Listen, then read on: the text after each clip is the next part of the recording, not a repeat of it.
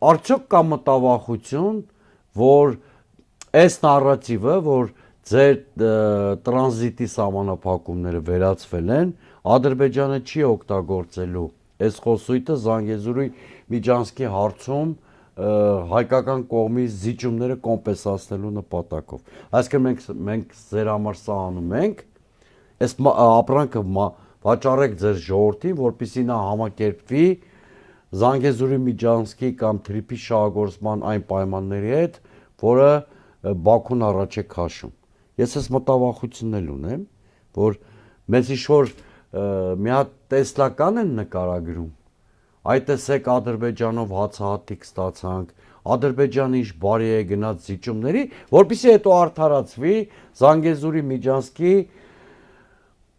այն պարամետրերի տրամադրումը Ադրբեջանի, որը Բաքուն տարիներ շարունակ պահանջում է։